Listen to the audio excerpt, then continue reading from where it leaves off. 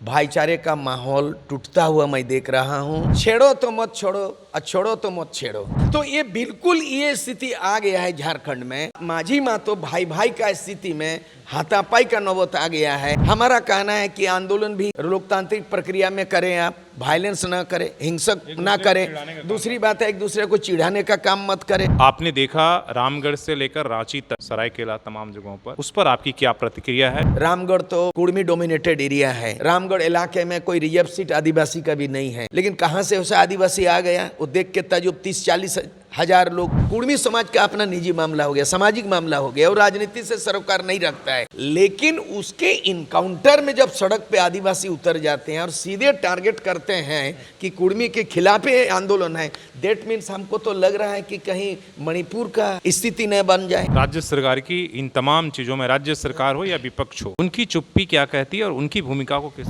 झारखंड मुक्ति मोर्चा को देखा जाए, उनका पार्टी में माझी महतो का आधार है। अगर माझी महतो हट जाएगा तो हमको लगता है झारखंड मुक्ति मोर्चा का जनाधार खिसक भी जाएगा। क्या झारखंड में कोई भी जाति या इस समीकरण में है कि वो अकेले अपने दम पर सत्ता में आ सकता हो? तो झारखंड मुक्ति मोर्चा का 2029 में उम्मीद मत कीजिए, क्योंकि बिना माझी महतो का एकीकृत के बिना ये सत्ता में ना आ सकते हैं। अगर इस तरह का माहौल बना रहा तो आने वाला दिन में 2029 में आ नहीं सकता, और इसका फायदा कहीं न कहीं भारतीय जनता पार्टी करेंगे। और झारखंड मुक्ति मोर्चा की सरकार है, बिना माझी महतो का झारखंड मुक्ति मोर्चा समीकरण बन नहीं सकता। आग में घी डालने का काम करे, कौन लड़ाने का काम करे, उन लोगों को एकदम कड़ी से कड़ी कार्रवाई होना चाहिए, उसका मुंह में ताला लगना चाहिए। झारखंड में जो कुर्मी समाज है उन्होंने रेल रोको आंदोलन किया और इसके बाद उनके विरोध में आदिवासी समाज का जगह जगह पर प्रदर्शन शुरू हो गया है।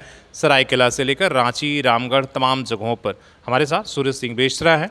हमेशा ये झारखंडियत की बात करते रहे, माझी महतो की जो समीकरण है उसको बचाने की बात करते रहे, लेकिन अब जो दिख रहा है सड़कों पर, जो दिख रहा है कि वो समीकरण टूटता हुआ दिख रहा है। वो भाईचारा कहीं ना कहीं आमने सामने वाले और एक दूसरे पर आरोप प्रत्यारोप के से आगे चीज़ें अब बढ़ गई। जैसे मैंने कल भी कहा था कि अभी तक मीडिया के माध्यम से तर्क वितर्क होता था, लेकिन अब जो है वो चीज़ें सड़क पर उतरकर एक दूसरे को नीचा दिखाने और झड़प की स्थिति बन चुकी है।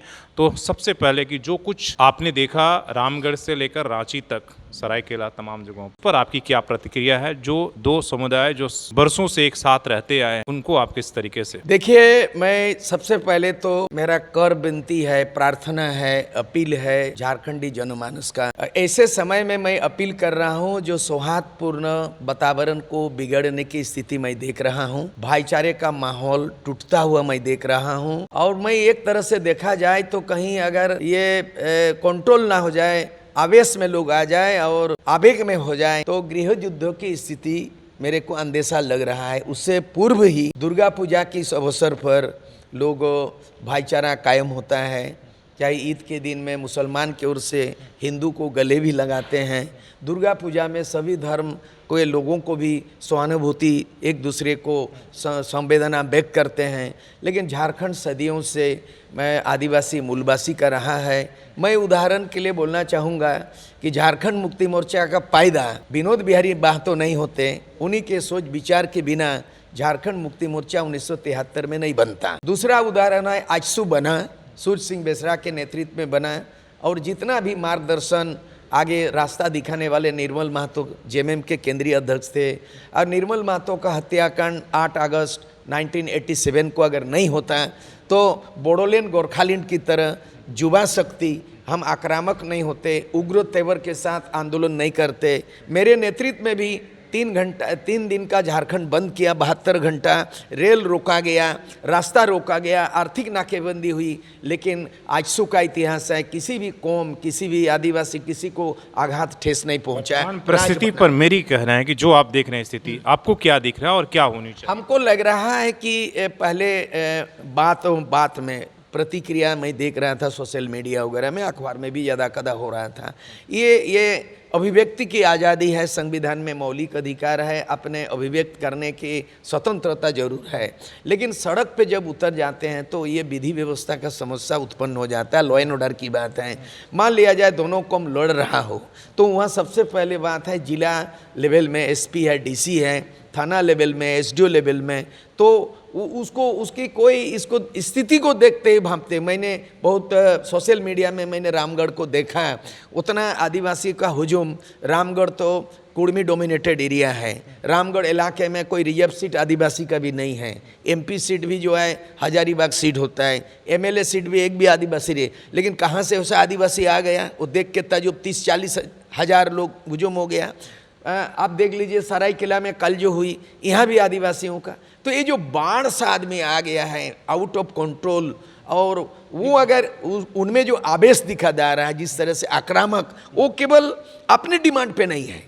अगर आदिवासी अपना कोई सारना धर्म कोड के लिए अगर ये सड़क में उतरते या पेशा कानून को लागू करते, CNT एक्ट का उल्लंघन हो रहा है, भ्रष्टाचार के खिलाफ करते, या बहुत सारे और भी मुद्दे हैं, लेकिन ये किसी कौम के खिलाफ इस तरह उधर रहा, ये इजाज़त किसने दिया है? ये तो लॉ एंड ऑर्डर का मामला था। इस तरह से आप कोई भी जुलूस निकालते हैं बिना परमिशन का नहीं होता। जनसभा आप करते हैं तो उसका परमिशन होता है। तो हम यहाँ देखते हैं मानते हैं कि सरकार परमिशन दी होगा? सरकार बिल नहीं, ऑफिशियली जो प्रशासन की ओर से कैसे परमिशन मिल रहा है? जब किसी कौम के खिलाफ उनको विद्रोह करना है तो आपको तो देना नहीं चाहिए, लॉ एंड ऑर्डर का मामला बनता है। दूसरी चीज है, अभी तक मुख्यमंत्री हेमंत सोरेन की ओर से, सरकार की ओर से कोई अपील नहीं आया। गवर्नर देखते हैं, गवर्नर भी देखते हैं, गवर्नर का काम क्या होता है? जब विधि व्यवस्था आउट ऑफ कंट्रोल हो जाता है तो चुनी हुई सरकार को भी राष्ट्रपति शासन के लिए गवर्नर अनुशंसा करते हैं। हमको लगता है जब से ये नया माने राज्यपाल आए हैं, विधि व्यवस्था को देख रहे हैं, हमको संतोषजनक नहीं देखते हैं। नहीं तो कैसे वो हस्तक्षेप कर अपील सकते हैं? करें। एक चुनी हुई सरकार है, उसमें अगर गवर्नर कहीं भी कुछ कहता है तो लोग कहेंगे कि भाई ये तो गलत बात है कि एक चुनी हुई बहुमत की सरकार है, उसमें गवर्नर अगर इंटरफेयर करेंगे तो सही नहीं। नहीं, वो तो संरक्षक है ना, वो तो संरक्षक है पूरा। लेकिन जब राज्य सरकार फेल हो जाए, हाँ, राज्य सरकार फेले है, राज्य सरकार फेल है अभी तक। मान लिया जाए कि इतना कुछ हो रहा है, इतना कुछ हो गया। देखिए, रेल टेका कुर्मी समाज द्वारा किया जाना लॉ एंड ऑर्डर का मामला है। हम अभी देख रहे हैं कई लोगों पे 500 से अधिक लोगों पे केस दर्ज हो गया है। दूसरी बात, आश्वासन भी मिला, केंद्र सरकार गृह मंत्रालय बात करेंगी। कब बात करेंगे, क्या बात करेंगे, क्या हल निकलेगा, ये अपनी मामला है उनका। आंदोलनकारियों का, कुर्मी समाज का अपना निजी मामला हो गया, सामाजिक मामला हो गया, और राजनीति से सरोकार नहीं रखता है। लेकिन उसके इनकाउंटर में जब सड़क पे आदिवासी उतर जाते हैं और सीधे टारगेट करते हैं कि कुर्मी के खिलाफ आंदोलन है, दैट मीन्स हमको तो लग रहा है कि कहीं मणिपुर का स्थिति न बन जाए। और दूसरी बात है, हाल फिलहाल में इसी तरह का जो यंग लोग जब उतर गए, आपका जी जैन का नया चीज आ गया, तो नेपाल में हम लोग देखने को मिला। तो ऐसा ना हो ना, नेपाल हम नहीं बोल रहे कि नेपाल जाते हैं, ना हम लद्दाख जाते हैं, ना मणिपुर जाते हैं, सीधे हम झारखंड की बात करते हैं, हम उधर नहीं जाते। मेरा सवाल है कि जैसे आपने कहा कि भाई कहाँ से लोग आ जा रहे हो, रामगढ़ या तमाम जगहों पर एक दूसरे को ललकारने और दिखाने की, तुम यहाँ आकर दिखाओ जो चल रहा है, तो एक दूसरे की मतलब ये ताकत को दिखाने के लिए, शक्ति प्रदर्शन के लिए, देखो मैं वहाँ भी आकर, और ये बाकायदा बयान चल रहा है, ऑफिशियली कहा जाता है कि देखो मैं यहाँ भी आकर चुनौती कि मैंने करके चुनौती है। तो ये नहीं देख रहे कि संकेत सही नहीं है? नहीं, एकदम बिल्कुल संकेत सही नहीं है। ये ललकारना, मान लीजिए है, छेड़ो तो मत छोड़ो और छोड़ो तो मत छेड़ो, है ना? तो किसी को छेड़ दोगे वो सोया नहीं रहेगा। तो ये बिल्कुल ये स्थिति आ गया है झारखंड में कि माझी मातो भाई भाई का स्थिति में हाथापाई का नौबत आ गया है, और आदिवासी मूलवासी में समरसता बिगड़ चुका है। और मान लीजिए नहीं हो, खुदा ना खास्ते, ऐसा बिल्कुल नहीं होना चाहिए। इसीलिए मैं अपील करना चाहता हूं कि आपका जो भी मांग, आदिवासियों के अपने मुद्दे हैं, मूलवासियों के अपने मांगे हैं, और ST SC संविधान, हमारा कहना है कि आंदोलन भी लोकतांत्रिक प्रक्रिया में करें, आप वायलेंस ना करें, हिंसक ना करें। दूसरी बात है, एक दूसरे को चिढ़ाने का काम मत करें। और दूसरी बात है, आपको जो भी मांग कर रहे हैं, कोई जरूरी नहीं कि आप मांग रहे हैं तो आपको मिलेगा, वो संवैधानिक प्रक्रिया में मिलेगा। भारत का संविधान में आर्टिकल 340 में पिछड़ों वर्गों को मांगने के वहाँ पे प्रावधान है। फिर 341 में शेड्यूल कास्ट का है, आदिवासी किसको होना है, किसको डिलिस्टिंग होना है, ये तमाम चीज़ 342 में है। ये प्रक्रिया राज्य सरकार के TRI के थ्रू है, गवर्नर का इसमें कोई हाथ नहीं है, राज्य सरकार के अनुशंसा काम नहीं आता है। ये TRI की रिपोर्ट के आधार पर केंद्र सरकार डिसीजन करते हैं। जी, अभी आपने शुरुआत में ही कहा कि भाई वहाँ पर जिस तरह से प्रतीकात्मक दिखाया गया और जयराम महतो को लेकर कि भाई हम शेर के भी टाइगर का भी शिकार कर सकते हैं, इस पर क्या कहेंगे जिस तरीके से प्रदर्शन वहाँ किया गया? ये जो प्रतीकात्मक जो प्रतिवाद जो दे रहा है, ललकारने का है, चिढ़ाने की बात है, ये अच्छा संकेत नहीं है, अच्छा संकेत नहीं है। दूसरी बात है, हम ये कह रहे हैं कि चिढ़ा चिढ़ी में ये नौबत नहीं आए, इसलिए ना मैं अपील कर रहा हूँ सौहार्द भाईचारा का वातावरण जरूरी है। झारखंड एक सेकुलर, भारत सेकुलर कंट्री है, वहाँ हिंदू मुसलमान को भी इस तरह का छूट नहीं है ललकारने का। जब इस तरह का कुछ होता है तो केंद्र सरकार हस्तक्षेप कर लेते हैं और उसके बाद हाई कोर्ट सुप्रीम कोर्ट भी संज्ञान ले लेते हैं, ठीक है। लेकिन यहाँ तो कोई संज्ञान नहीं ले रहा है ना।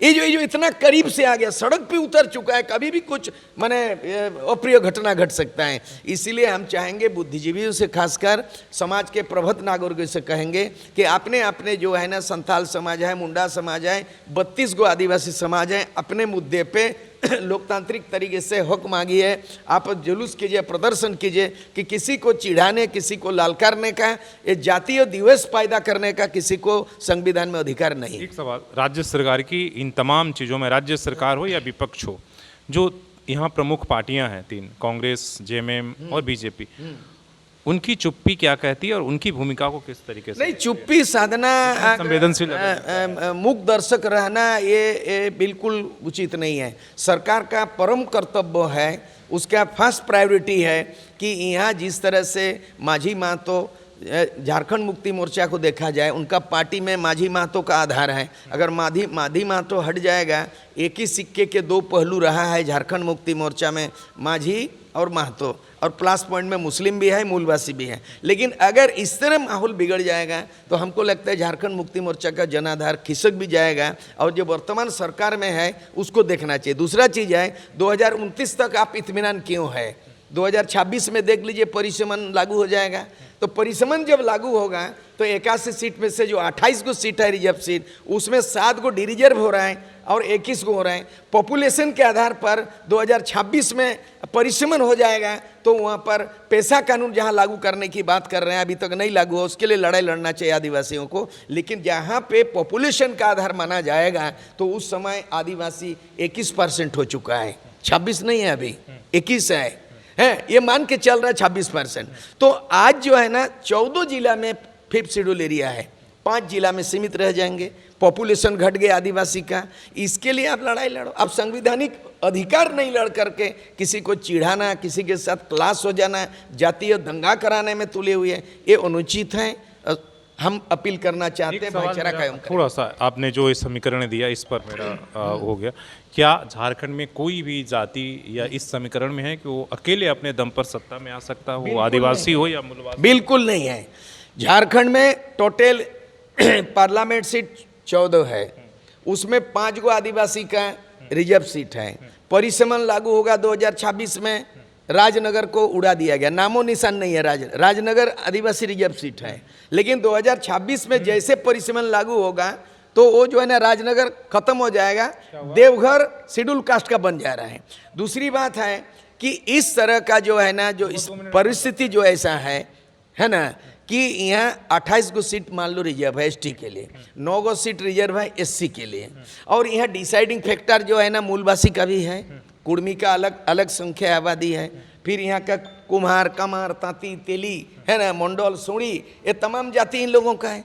तो एक ही जाति का कोई अगर आदिवासी पार्टी बना लेगा या मुस्लिम पार्टी बना लेगा तो मुस्लिम का वोट से मुस्लिम कैंडिडेट जीत नहीं सकता। झारखंड की वस्तु स्थिति बता रहे हैं। देखिए यहाँ पे हमने कहा कि 81 मतलब एक दूसरे की जरूरत है, एक दूसरे का बिल्कुल, हमारी जो सत्ता में बने रहने के लिए भी अगर नेता अगर चुप है, जो नेता चुप हैं वो सोच रहे हैं कि हमारा इसमें क्या नुकसान है, तो क्या उस हिसाब से नुकसान उनका बहुत नुकसान है, बहुत नुकसान। इसी फायदे के लिए झारखंड मुक्ति मोर्चा ने, रघुवर दास जब मुख्यमंत्री थे तो तमाम कुर्मी और तमाम आदिवासी जेएमएम के एमएलए लोग 42 एमएलए एमपी मिला करके इन लोग राज्य सरकार को दे दिया, गवर्नर को दे दिया कि कुर्मी को एसटी बनाओ। वो दोषी है, इसका मतलब दोषी है झारखंड मुक्ति मोर्चा, दोषी। पूछना चाहिए, हाँ पूछना चाहिए, जनता को पूछना चाहिए कि कैसे, आदिवासी को भी पूछना चाहिए और कुर्मी को भी पूछना चाहिए आज क्या स्टैंड है। ये जो लड़ रहा है आपस में, नेता क्यों चुप है? जो आदमी साइन करके चुपचाप बैठा हुआ है, झारखंड मुक्ति मोर्चा के अधिकतर एमएलए एमपी लोग साइन करके दे दिया कि कुर्मी को एसटी बनाओ।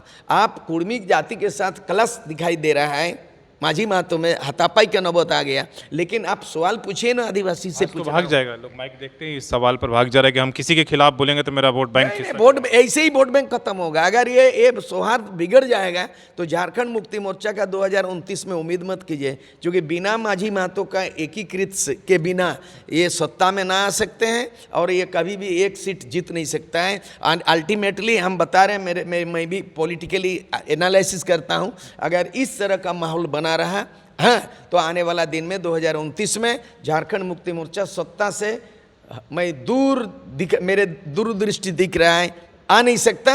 और इसका फायदा कहीं ना कहीं भारतीय जनता पार्टी करेंगे। कौन साजिश करता है, सरकार का काम है उसको खोज निकालना, कार्रवाई करना।